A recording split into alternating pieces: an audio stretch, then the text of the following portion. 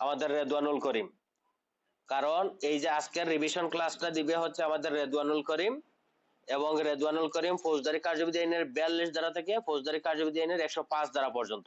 মূল হেডেনটা বলবা, ওই ভিতরে এত বিস্তারিত ভাঙার দরকার নাই, শুধু হচ্ছে সংশোধনী যে ধারাগুলো আছে 46-এর ক খ গ গ উ এইগুলো একটু ভাঙ্গিয়া বলবা, আর 54 ধারাটা ভাঙ্গিয়া বলবা, আর বাকি সবগুলো শুধু হেডলাইনটা বলবা। বলে যাও, কন্টিনিউ করো। আউযু বিল্লাহি মিনাশ শাইতানির রাজিম, বিসমিল্লাহির রহমানির রহিম।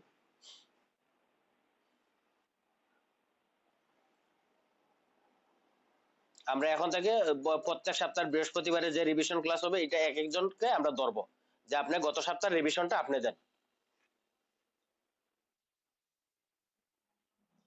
হুম, বলো রেদওয়ানুল করিম, বলো।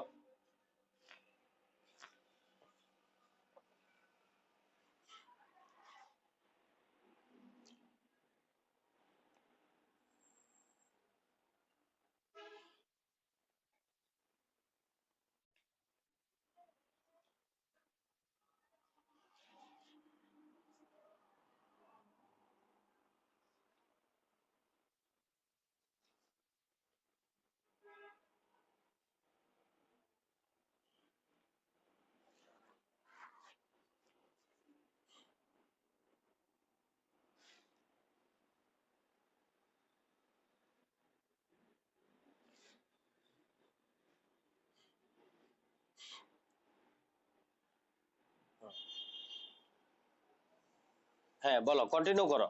তুমি রিভিশনটা দিবা হচ্ছে শুধু মূল হেডেনটা বলবা, কারণ এত বিস্তারিত ভাঙ্গিয়া বলার তো সময় নাই। ঠিক আছে, আমাদের ক্লাসের সময় আছে আর 30 মিনিট, এত 30 মিনিট না, 35 মিনিট আছে, বা 25-এর প্লাস আর কি আছে, 30 মিনিটই আছে।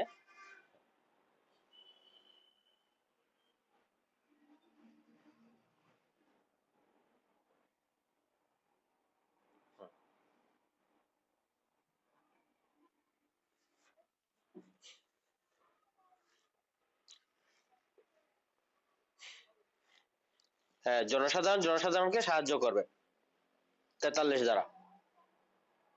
44 দ্বারা হচ্ছে জনসাধারণ অপরাধের সংবাদ দিবে।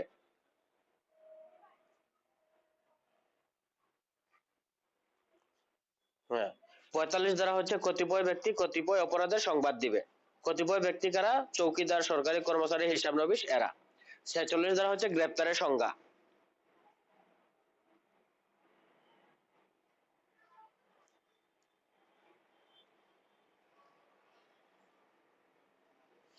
রেদওয়ানুল করিম কি লাইন আউট হয়ে গেল? আচ্ছা ঠিক আছে, তাহলে আমি রিভিশন দেই।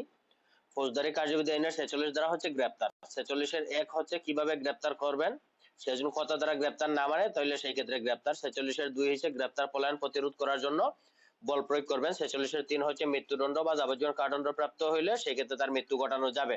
47 দ্বারা হচ্ছে যে ক্ষেত্রে সে কোনো স্থানে আত্মগোপন করে বা লুকাই থাকে সেই ক্ষেত্রে উক্ত স্থানে তল্লাশি করবেন। 48 দ্বারা হয়েছে উক্ত স্থানে অনুমতি না পাইলে সেই ক্ষেত্রে দরজা জানালা ভেঙে প্রবেশ করবেন। 49 দ্বারা হয়েছে দরজা যদি ভিতরে আটকা পড়ে সেই ক্ষেত্রে দরজা জানালা ভেঙে বাইর হবেন। 49। 50 দ্বারা হচ্ছে পলায়ন প্রতিরোধ করার জন্য যতটুকু ক্ষমতা প্রয়োগ করা দরকার ততটুকু করবেন, তার বেশি করা যাবে না। 51 দ্বারা হচ্ছে আটক ব্যক্তির দেহ তল্লাশি, যদি তার জামিন বা না দেওয়া যায় সেই ক্ষেত্রে, বা সে জামিন নিতে না পারে সেই ক্ষেত্রে তার দেহ তল্লাশি করবেন। 52 দ্বারা হচ্ছে মহিলার দ্বারা মহিলার দেহ তল্লাশি করাইবেন, পিআরবি 322 বিধি। 53 দ্বারা হচ্ছে তার নিকট যদি অবৈধ অস্ত্র শস্ত্র পাওয়া যায় সেই ক্ষেত্রে এগুলা হেফাজতে নিবেন। তারপরে আমরা সংশোধনী 46-এর কতে পড়ছিলাম কি, গ্রেপ্তারকালে পুলিশ অফিসারের কতিপয় দায়িত্ব এবং কর্তব্য সমূহ। 46-এর কয়ের 1 একের ক, একের কতে বলা হয়েছে কি, যে আপনি আপনার পোশাক পরিচ্ছদ বা পরিচয় প্রকাশ করবেন শনাক্ত করার জন্য। খ হচ্ছে আপনার পুলিশ আইডি বা পরিচয়পত্র দেখাবেন, ব্যক্তি হইলে বা ব্যক্তি বা কোনো স্থান হইলে পরিচয়পত্র প্রকাশ করবেন। 3 গ, গতে হচ্ছে আপনি একটা স্মারকলিপি প্রস্তুত করবেন। ঘতে হচ্ছে আপনি তার আত্মীয় স্বজন কারে জানাইছেন সেই বিষয়ে সংবাদ দিবেন। উতে হচ্ছে উক্ত বিষয় সম্পর্কে কি করবেন, তার আইনজীবী বা আত্মীয় স্বজনকে জানাবেন 12 ঘন্টার ভিতরে। তারপরে হচ্ছে ফৌজদারি কার্যবিধি আইনের 46-এর খ, আসতেছি ওইদিকে আসতেছি। গতে হচ্ছে তার চিকিৎসা দিবেন আর কি, যদি সে আহত হয় তাহলে চিকিৎসা দিবেন। আর গতে গুড়ার গতে হচ্ছে তার আত্মীয় স্বজন খারে জানানো হয়েছে সেই বিষয় নিশ্চিত করবেন। আর ওতে হচ্ছে তার আইনজীবীর সাথে দেখা সাক্ষাৎ নিশ্চিত করবেন 12 ঘন্টার ভিতরে। তারপর হচ্ছে ফৌজদারি কার্যবিধি আইনের 46-এর খ, এটা কি হচ্ছে সরকারি রেজিস্টার বা জেনারেল ডায়েরিতে লিপিবদ্ধ করবেন। সরকারি রেজিস্টারে কি করবেন, লিপিবদ্ধ করবেন কে অভিযোগ করছে, তার অভিযোগকারীর নাম, কার হেফাজতে আছে এবং কার নিকট সংবাদ দেওয়া হয়েছে, এই 4টা বিষয় লিপিবদ্ধ করবেন। তারপরে 2-এ বলা হচ্ছে সাধারণ ডায়েরিতে লিপিবদ্ধকরণ, যেই থানায় গ্রেপ্তার করেছে সেই থানা এবং অন্য কোনো থানা হলে সেই থানায় একটা স্মারকলিপি দিয়ে দিবেন। 3-এ হচ্ছে সাধারণ ডায়েরির দায়িত্বপ্রাপ্ত কর্মকর্তা কি করবেন, তার আত্মীয় স্বজনকে সংবাদ দিবেন। তারপর হচ্ছে ফৌজদারি কার্যবিধি আইনের 46-এর গতে বলা হয়েছে এই যে রক্ষণাবেক্ষণ ডায়েরি, গ্রেপ্তারের যে ডায়েরি, এটা কে সংরক্ষণ করবেন, পুলিশ সুপার, পুলিশ কমিশনার, থানায় হইলে ভারপ্রাপ্ত কর্মকর্তা এবং একজন এএসআই এটার দায়িত্বে থাকবেন। ফৌজদারি কার্যবিধি আইনের 46-এর গতে বলা হয়েছে কি, যার হেফাজতে আছে তিনি তার স্বাস্থ্য এবং সুরক্ষা নিশ্চিত করবেন। ফৌজদারি কার্যবিধি আইনের 46-এর মতে হচ্ছে যদি সে অসুস্থ হয় তাহলে কি করবেন, চিকিৎসা নিশ্চিত করবেন। আর ম্যাজিস্ট্রেটের কাছে মহিলা হইলে মহিলা ডাক্তার দ্বারা করাবেন, আর মহিলা ডাক্তার না থাকলে মহিলা নার্স বা তাদের কোনো উপস্থিতিতে নিশ্চিত করবেন। ফৌজদারি কার্যবিধি আইনের তারপর হলো ফৌজদারি কার্যবিধি আইনের 54 ধারা আগে ছিল 9টা ক্ষেত্রে, এখন সংশোধন অনুসারে হচ্ছে 11টা ক্ষেত্রে কি করবেন, গ্রেফতার করতে পারবেন।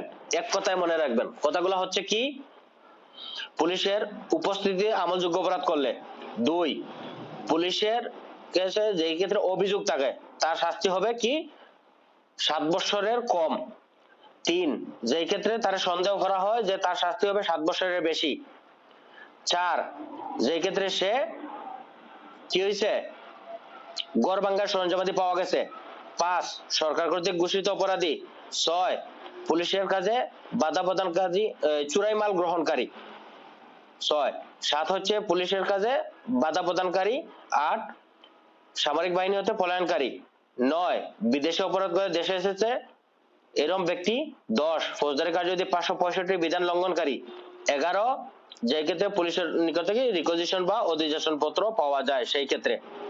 এই হলো 11টা। 55 ফৌজদারি কার্যবিধি 55 ধারা। 55 ধারা হয়েছে ভারপ্রাপ্ত কর্মকর্তা কি করতে পারবে, ববগুরে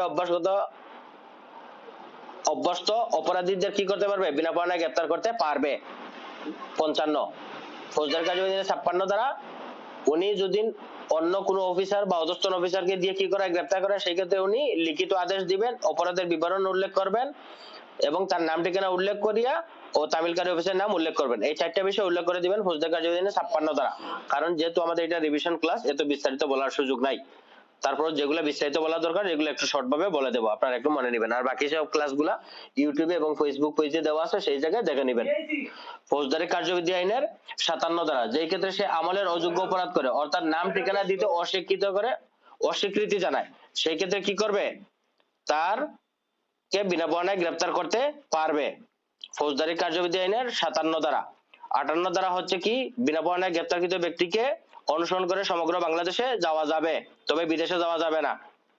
59 ধারা হচ্ছে জনসাধারণ যখন কোনো ব্যক্তিকে গ্রেফতার করবে, কয়টা অভিযোগ, জামিনের অযোগ্য, আমলযোগ্য এবং সরকার কর্তৃক ঘোষিত ব্যক্তিকে কি করবে, বিনা পরোয়ানায় গ্রেফতার করবে এবং পুলিশের নিকট দিবে, পুলিশ তাকে 54 ধারায় গ্রেফতার করবে। যদি আমলে অযোগ্য অপরাধী হয়ে থাকে সেই ক্ষেত্রে কি করবে, তাকে মুচলেকা নিয়ে ছেড়ে দিবে। ফৌজদারি কার্যবিধি আইনের 59 ধারা। 60 ধারা হচ্ছে কি, গ্রেফতারকৃত ব্যক্তিকে ম্যাজিস্ট্রেটের নিকট এবং ভারপ্রাপ্ত কর্মকর্তার নিকট নিয়ে হাজির হবেন এবং কি করবেন, ম্যাজিস্ট্রেটের নিকট প্রেরণ করবেন। 60 ধারা। 61 ধারা হচ্ছে কি, 24 ঘন্টার বেশি রাখা যাবে না। 62 ধারা। 62 ধারা হচ্ছে গ্রেফতারের সংবাদ দিবেন, কাকে দিবেন, ভারপ্রাপ্ত কর্মকর্তা যদি কোনো ব্যক্তিকে বিনা পরোয়ানায় গ্রেফতার করেন এবং তাকে কি করা হয়, জামিনে ছেড়ে দেওয়া হয়, সেই সম্পর্কে ম্যাজিস্ট্রেটকে সংবাদ দিবেন। 62 ধারা। 63 ধারা হচ্ছে 3টা বিষয় ছাড়া কি করবেন, আসামিকে ছেড়ে দেওয়া যাবে না, নিজের মুচলেকা, ম্যাজিস্ট্রেটের আদেশ এবং জামিন ব্যতীত। 63 ফৌজদারি কার্যবিধি আইনের 64 ধারা হচ্ছে ম্যাজিস্ট্রেটের উপস্থিতিতে যদি কোনো অপরাধ হয় সেই ক্ষেত্রে কি করতে পারবে, উনি গ্রেফতার করার আদেশ দিতে পারবেন। 64 65 দ্বারা হচ্ছে যখন সে কোনো ক্ষেত্রে কি করে, যখন ম্যাজিস্ট্রেটের উপস্থিতিতে যিনি ম্যাজিস্ট্রেট কি করেন পরোয়ানা দেওয়ার ক্ষমতা পান, হ্যাঁ পরোয়ানা দেওয়ার ক্ষমতা পান, উনি কি করতে পারে পরোয়ানা না দিয়েই সেই ক্ষেত্রে উনি তার গ্রেফতারের আদেশ দিতে পারেন। 65 দ্বারা হচ্ছে যে পুলিশ হেফাজত থেকে যদি কোনো ব্যক্তি পলায়ন করে তাহলে তাকে কি করবেন, অনুসরণ করবেন এবং গ্রেফতার করবেন। ফৌজদারি কার্যবিধি আইনের 66 ধারা 67 ধারা 66 ধারায় অনুসরণ করতে গেলে ফৌজদারি কার্যবিধি আইনের 47 48 49 ধারার বিধান ফলো করবেন। এই ছিল আমাদের পঞ্চম অধ্যায়ের বিষয়বস্তু। তারপর হচ্ছে ফৌজদারি কার্যবিধি আইনের 68 ধারা থেকে 93 গ কি আদালতে হাজির করতে বাধ্য করার জন্য পরোয়ানা। 68 ধারা হচ্ছে সমন। 69 ধারা সমনের কিভাবে জারি করতে হয়, তার নিজের নিকট যদি তারা না পাওয়া যায় তাহলে তার নিজের নিকট দিবেন এবং সাক্ষ্য নেবেন, যাদের উপর আছে তাদেরকে দিবেন এবং সাক্ষ্য নেবেন। 3 হচ্ছে কোম্পানি বা প্রতিষ্ঠানের নিকট হইলে তার ম্যানেজারের নিকট ডাকযোগে প্রেরণ করবেন, ডাক পৌঁছানো মাত্র এটা জারি হয়েছে বলে গণ্য হবে। 69 ফৌজদারি কার্যবিধি আইনের 70 ধারা, ঠিক বললাম নাকি ভুল হইতেছে কোথাও?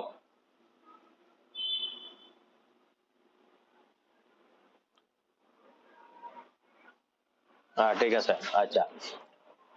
70 ধারা যখন তাকে পাওয়া না যায় তার পরিবারের সাবালক পুরুষ অথবা মহিলার নিকট কি করবেন, সমনের 2 কপির 1 কপি দিবেন এবং প্রাপ্তি স্বীকার নেবেন। 71 ধারা যদি তাদের কাউরেই পাওয়া না যায় তাহলে কি করবেন, বাড়ির প্রকাশ্য স্থানে সাক্ষীদের উপস্থিতিতে সাক্ষীদের সাক্ষ্য নিয়ে টানাই দিবেন। 72 ধারা সরকারি কর্মচারী হইলে সরকারি কর্মচারীর অফিস প্রধানের নিকট সমনের 2 কপি প্রেরণ করবেন। উনি 69 ধারার মতো কি করবেন, জারি করে দিবেন যাতে সে অস্বীকার করতে না পারে। 72 73 ধারা হচ্ছে স্থানীয় এলাকার বাইরে সমন প্রেরণ।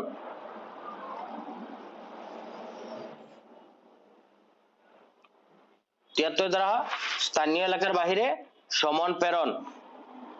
74 ধারা নাকি ভুল বলতেছি?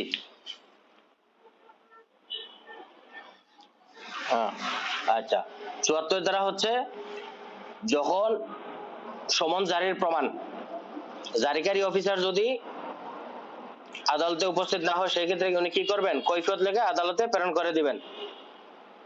74 ধারা সমন জারির প্রমাণ। 75 ধারা হচ্ছে গ্রেফতারি পরোয়ানা, পিআরবি 468 বিধি।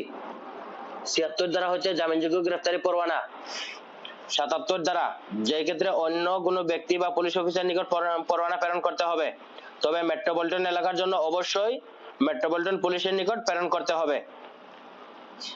ফৌজদারি কার্যবিধি আইনের 77 ধারা। 78 ধারা হচ্ছে জমির মালিক ম্যানেজারের নিকট দিয়ে পরোয়ানা জারি।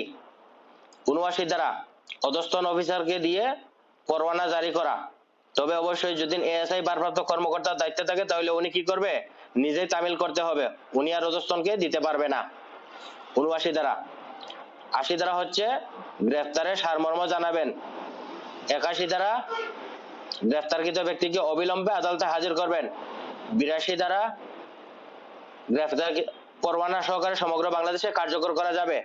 83 ধারা স্থানীয় সীমার বাহিরে পরোয়ানা প্রেরণ কার নিকট প্রেরণ করবেন, নির্বাহী magistrate, police super, police commissioner. 84 ধারা স্থানীয় সীমার বাহিরে যখন পরোয়ানা কার্যকর করতে যাবেন সেক্ষেত্রে পরোয়ানা নিয়ে কি করবেন, এটা পিআরবিতে বলা আছে, রেদওয়ানুল করিম পিআরবিতে বলা আছে যে কমপক্ষে পুলিশ পরিদর্শক পিআরবিতে, হ্যাঁ এটা হচ্ছে পিআরবিতে বলা আছে, মূল আইনে না, মাথায় রাখবেন কিন্তু। হ্যাঁ এটা মাথায় রাখবেন, পরে কিন্তু আমার পরীক্ষার হলে গিয়ে আবার গুলফাক লাগাই দিয়েন না।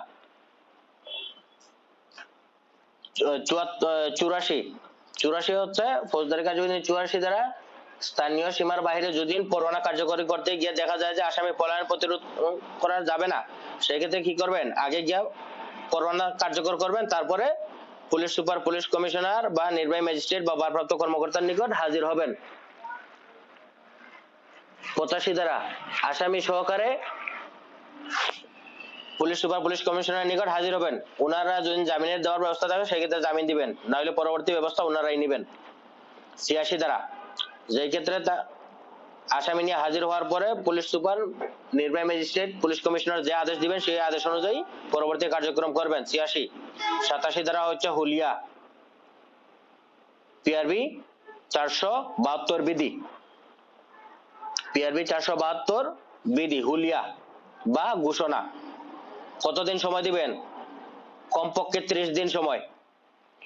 ক্রোক, পিআরবি 474 বিধি, যে স্থানে করবেন নিজ জেলায়, 2 হচ্ছে অন্য জেলায়, 3 হচ্ছে অস্থাবর সম্পত্তি ক্রোক করবেন 4টা পদ্ধতিতে, 4 হচ্ছে স্থাবর সম্পত্তি ক্রোক করবেন 4টা পদ্ধতিতে, 5 পচনশীল হইলে বিক্রি করে দিবেন, 6 এটা ফৌজদারি দেওয়ানি আদালত 1908 এর রিসিভার নিয়োগের ক্ষমতা প্রয়োগ করবেন। 6 এর ক, 6 মাসের ভিতরে নিরপরাধ ব্যক্তি কি করবেন? জুয়েল আপনি মিউট করেন।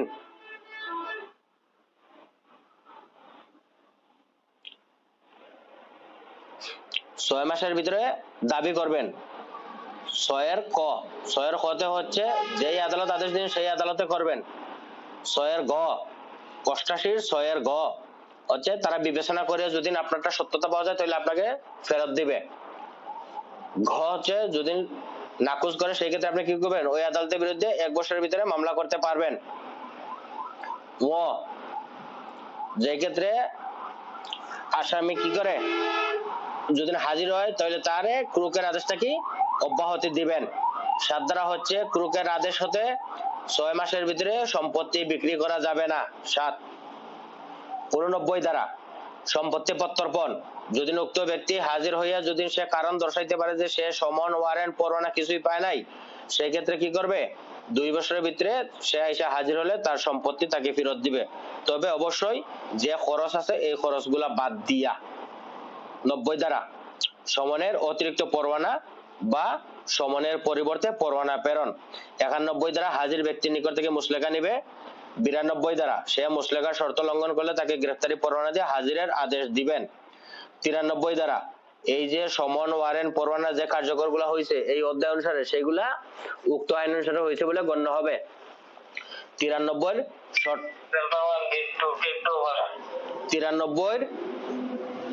শর্ট হাইফেন ক বাংলাদেশের বাইরে সমন প্রেরণ। 93 শর্ট হাইফেন খ বাংলাদেশের বাইরে পরোয়ানা প্রেরণ। 93 শর্ট হাইফেন গ বাংলাদেশের বাইরে হতে কোনো পরোয়ানা আসলে সেটা বাংলাদেশের ন্যায় মতো করে কি করবেন? কার্যকর করবেন। 94 ধারা ফৌজদারি কার্যবিধি আইনের 7ম অধ্যায়। 94 ধারা কি সংক্রান্ত? সমন এবং দলিল হাজির করার জন্য ব্যক্তিদের কি করা? সমন দেওয়া। 94 ধারা মামলার সংশ্লিষ্ট বস্তু হাজির করার জন্য পুলিশ অফিসার বা নির্বাহী ম্যাজিস্ট্রেট বা আদালত কি করতে পারবেন? সমন দিতে পারবেন। তবে কোন ক্ষেত্রে সমন দেওয়া যাবে না? ব্যাংকার বুকের ক্ষেত্রে যে ক্ষেত্রে জড়িত আছে সেই ক্ষেত্রে সমন দেওয়া যাবে না এবং এটা দিতেও সে প্রযোজ্য নয়। 2 হচ্ছে সে যদি নিজে হাজির হয় তাহলে তো নিয়ে হাজির হইল না, বা অন্য কোনো ব্যক্তি মারফত যদি হাজির করে তাহলে সে পালন করছে বলে গণ্য হবে। 3 সাক্ষ্য আইনের 123 এবং 124 ধারার বিধান কি হবে না? প্রযোজ্য হবে না এবং ডাক পোস্টকার্ডের ক্ষেত্রেও প্রযোজ্য হবে না। 3 তারপর হচ্ছে 95 ধারা ডাক বিভাগের ব্যক্তির নিকট যদি কোনো দলিল বস্তু থেকে থাকে সেই ক্ষেত্রে কি করতে পারবে? চিঠি এবং টেলিগ্রাম উদ্ধারের জন্য আবেদন করতে পারবে এবং ডাক এবং চিঠির যে লোকজন আছে তাদের দিয়ে তল্লাশি কার্য করিয়া উক্ত দলিল বস্তু আটক করতে পারবেন। সংক্ষেপে বলতেছি, মূল হেডিং গুলা আপনারা বিস্তারিত ক্লাস আছে ওইগুলা ভিডিও রেখে দেখে নিন ফেসবুকে এবং ইউটিউবে। 96 ধারা হচ্ছে তল্লাশি পরোয়ানা। যখন 94 95 ধারা আদেশ পালন না করে সেই ক্ষেত্রে কি করবেন? তল্লাশি পরোয়ানা দিবেন।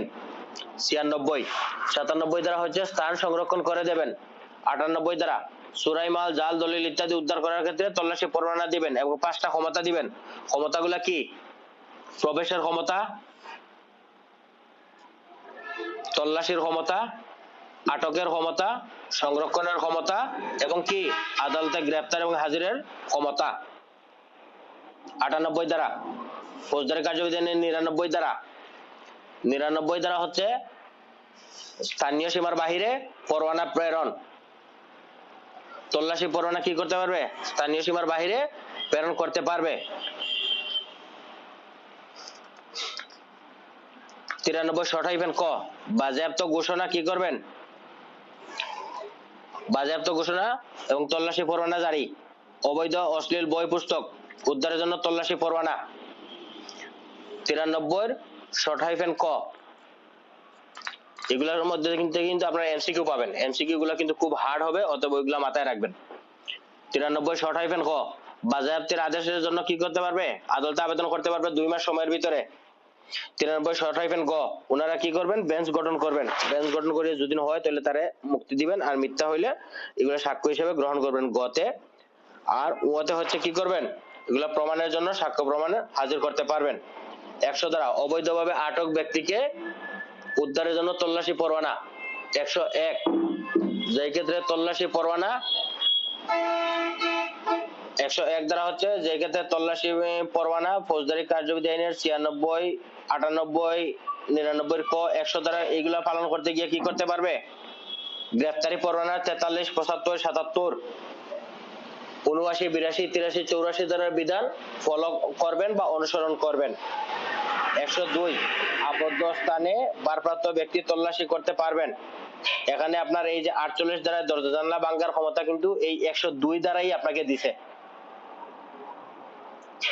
যখন আবদ্ধ স্থানে আপনি প্রবেশ এবং তল্লাশি করার যে দরজা জানলা ভাঙার ক্ষমতা, এটা কিন্তু 102 দ্বারাই আপনাকে এই ক্ষমতাটা দিছে, এগুলো মনে রাখবেন। এবং মহিলার দেহ তল্লাশির ক্ষেত্রে অবশ্যই ফৌজদারি কার্যবিধি 52 পিআরবি 300 দ্বারা 322 দ্বারা বিধান ফলো করবেন। 103 দ্বারা সাক্ষীর উপস্থিতিতে তল্লাশি। 103 1, সাক্ষী ডাকবেন গণ্যমান্য সম্মানিত, সম্মানিত বলতে পারেন মেম্বার চেয়ারম্যান না, কিন্তু সম্মানিত বলতে যার বিরুদ্ধে দুর্নাম নাই সেই ব্যক্তি। 2, সাক্ষীদের উপস্থিতিতে তল্লাশি করবেন, নিজে স্বাক্ষর করবেন, সাক্ষীদের সাক্ষ্য নেবেন। 3, ঘরের মালিককে হাজির থাকার জন্য অনুমতি দিবেন। 4 হচ্ছে 102 এর 3 দ্বারা যার নিকট সন্দেহ করছেন সেই ব্যক্তিকে হাজির, সে যদি তল্লাশি পরোয়ানা চায় সেই ক্ষেত্রে কি করবেন, জব্দ তালিকার একটা কপি তারে দিতে পারবেন, সরি তল্লাশি পরোয়ানা না, জব্দ তালিকার একটা কপি তারে দিতে পারবেন বা দিবেন। 5, যদি আপনার তল্লাশি লিখিত সমন পাওয়ার পরে কেউ হাজির না হয় তাহলে সে দণ্ডবিধি আইনের 187 ধারার মধ্যে কি হবে, দণ্ডিত হবে। ফৌজদারি কার্যবিধি আইনের 160 ধারা, যে সমস্ত দলিল আদালতে হাজির করা হয়েছে আদালত চাইলে সেগুলো কি করতে পারবে, আটক করতে পারবে। ফৌজদারি কার্যবিধি আইনের 105 ধারা, যে ক্ষেত্রে ম্যাজিস্ট্রেট তল্লাশি পরোয়ানা দেওয়ার ক্ষমতাবান, উনি কি করতে পারবে, তল্লাশি পরোয়ানা না দিয়েই উনি নিজে উপস্থিত থেকে তল্লাশির আদেশ দিতে পারবেন। এই ছিল আমাদের রিভিশন ক্লাস। গত সপ্তাহের যে ক্লাসটা ছিল সেই ক্লাসটা আজকে এখানে রিভিশন করা হয়েছে। এখন কি এই বিষয়ে কি রিভিশন ক্লাস থেকে কারো কোনো প্রশ্ন আছে তাহলে বলতে পারেন।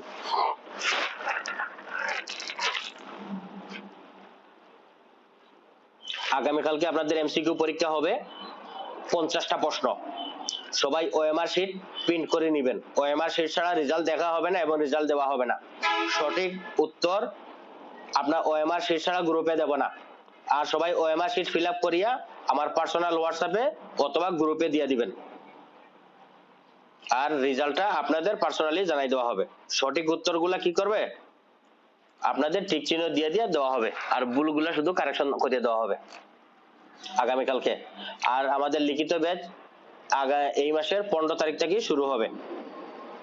এই মাসের 15 তারিখ থেকে লিখিত ব্যাচ শুরু হবে। যারা লিখিত ব্যাচে অর্থাৎ যার পদোন্নতির দরকার, যে আমার পদোন্নতির দরকার, একমাত্র লক্ষ্যই হচ্ছে পদোন্নতি, উনি শর্ত সাপেক্ষে শর্তগুলো দেখবেন যে মেসেজে পিন আপ করা আছে, দেখে নেবেন শর্তগুলা। যাদের পদোন্নতির দরকার তারা ওই ক্লাসে যুক্ত হয়ে যাবেন লিখিত ব্যাচে। প্রতিদিনের প্রশ্ন দেওয়া হবে ক্লাসের উপরে এবং প্রতিদিন একটা দুইটা প্রশ্নের উত্তর দিতে হবে, এবং কিভাবে খাতা উপস্থাপন করতে হবে এবং খাতার মার্জিং রোলিং কিভাবে লিখবেন, কিভাবে শুরু করবেন, কিভাবে শেষ করবেন সেটা দেওয়া হবে। আগামী 15 তারিখ থেকে লিখিত ক্লাস।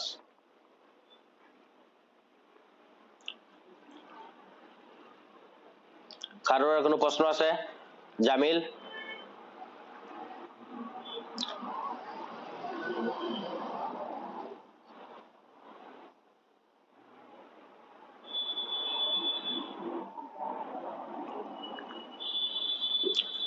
নুরুল ভাই, নুরুল ইসলাম, আমার মিশনের সহপাঠী ভাই। হ্যাঁ হালকা, হ্যাঁ ঠিক আছে। নুরুল ভাই কোনো প্রশ্ন আছে? সময় আছে আর 5-7 মিনিট আছে।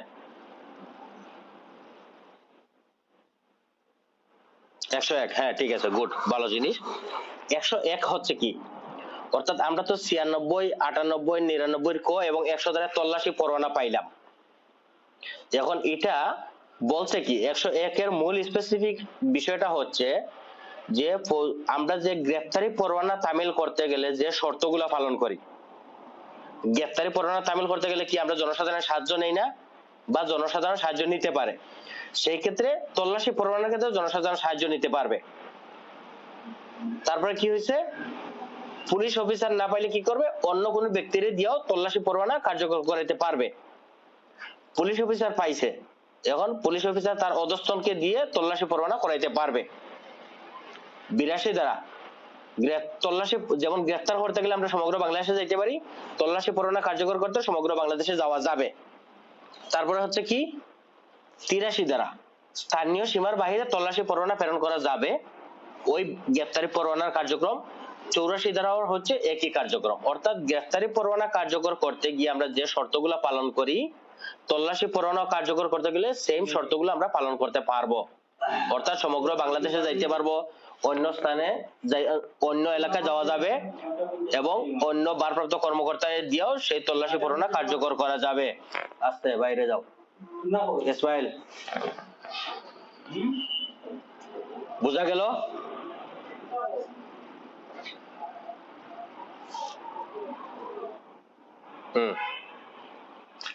আর আমরা 48 ধারার 102 ধারার যে ক্ষমতাটা, এটা হচ্ছে 48 ধারা আমরা দরজা জানালা ভাঙ্গি না, এই ভাঙ্গার ক্ষমতা আপনারা কই দিছে, ফৌজদারি কার্যবিধি আইনের 102 ধারায় আমরা দরজা জানালা ভাঙ্গার ক্ষমতা দিছে। মূল ক্ষমতাটা হচ্ছে আপনার ফৌজদারি কার্যবিধি আইনের 102 ধারা, এটা হচ্ছে আপনার যে ক্ষমতাটা দিছে সেই ক্ষমতাটা হচ্ছে 102 ধারার ক্ষমতা। আর ভাঙবেন কততে, 48-এ, আবার বাইর হবেন কত, 49-এ, কিন্তু এটার মূল ক্ষমতাটা হচ্ছে ফৌজদারি কার্যবিধি আইনের 102 ধারা। আর কোন জায়গায় গাফলা আছে?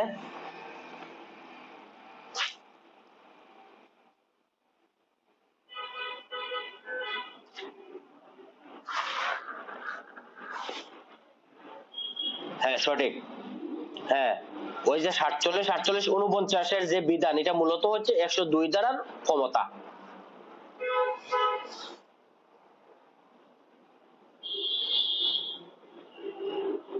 হ্যাঁ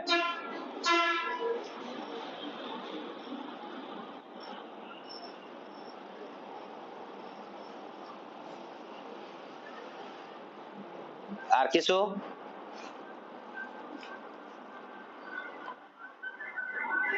কি আপনারা যদি প্রশ্ন না করেন তাহলে তো প্রশ্ন তো দেখা যাইতেছে আমারই করা লাগবে।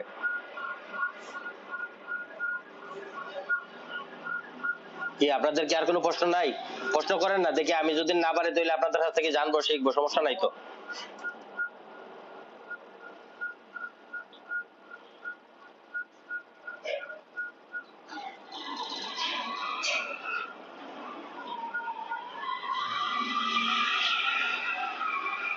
গ্রেফতারি পরোয়ানা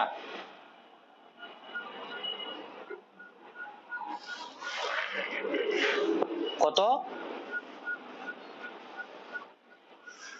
হ্যাঁ হ্যাঁ বলেন বলেন বলেন বলেন।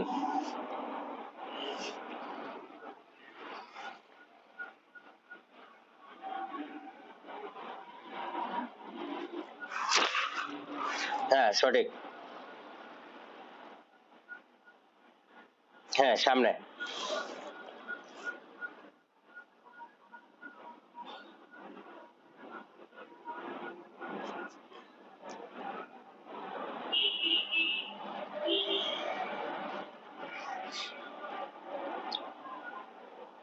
না এখানে পরোয়ানা, এটার মূল ভাষাটা কি আমি আপনাকে বলি। 64টা হচ্ছে যে আপনি রেদওয়ানুল করিম ম্যাজিস্ট্রেট, আপনার সামনে একটা অপরাধ হয়েছে, আপনি কি করলেন, বললেন যে এরে গ্রেফতার করেন, আপনার সামনে অপরাধের ক্ষেত্রে গ্রেফতার।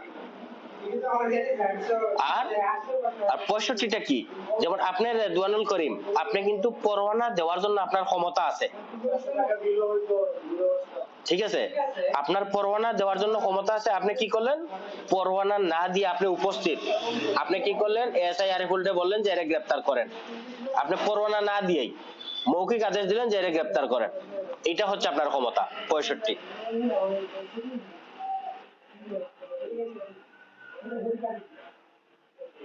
হ্যাঁ, আমার মুখের কথাটাই হচ্ছে পরোয়ানা, এটাই হচ্ছে 65।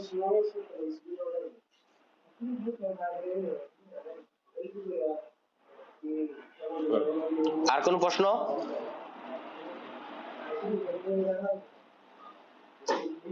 যাক, প্রশ্ন না থাকলে আমরা ক্লাস শেষ করব। আর হচ্ছে আগামীকালকে আপনাদের 50টা এমসিকিউ থাকবে। এমসিকিউর ক্রমিক নাম্বার গুলো হবে আমার যে সেটআপ দেওয়া আছে বাই সিরিয়ালি, অর্থাৎ এক থেকে আপনাদের মোট এমসিকিউ আপনারা ফৌজদারিতে দিবেন হচ্ছে 1200 এমসিকিউ, শুধু ফৌজদারি থেকে দিবেন, শুধু ফৌজদারি কার্যবিধি আইন থেকে আপনারা 1200 এমসিকিউ প্রশ্ন দিবেন। আমার এখানে যে সিরিয়ালটা আছে এই সিরিয়াল গুলোই থাকবে ক্রমিক নাম্বার, আপনারা ওই অনুসারেই আপনারা লিখে আপনারা ওএমআর শিটে দাগাই দিয়ে দিবেন। ওএমআর শিটে তো 1 2 আছে, ওইটা সমস্যা নাই, আপনারা এখানে আর ওই বাকি ক্রমিক নাম্বার লেখার দরকার নেই, আপনারা ওই বাই সিরিয়ালি এখান থেকে আপনারা ওএমআর শিটটা ফিল আপ করে আপনারা আনসার দিবেন। আনসারটা গ্রুপেও দিতে পারেন অথবা আমার পার্সোনালি হোয়াটসঅ্যাপেও দিতে পারেন, এবং এটার রেজাল্ট দেবো আমরা 1 দিন বা 2 দিন পরে। ঠিক আছে, এটার রেজাল্ট দেবো 1 দিন বা 2 দিন পরে। আর সবাই এই যে আজকের রিভিশন,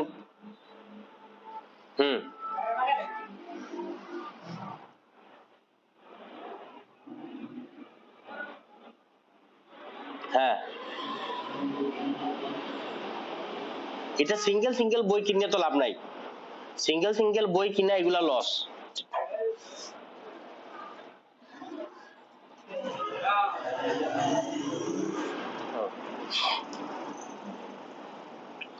নতুন করে নিয়েছেন সমস্যা নেই, এগুলা গ্যাজেট বাইট করবেন, গ্যাজেট থেকে কিন্তু সুন্দর জিনিসটা দেখা যায়, গ্যাজেট বাইট করবেন, গ্যাজেট থেকে বাইর করলে তখন ক্লাসগুলোর মনে করেন যে আপনার গ্যাজেটে আপনার খরচ কম হবে, বিষয়টা সহজে জানতে পারবেন।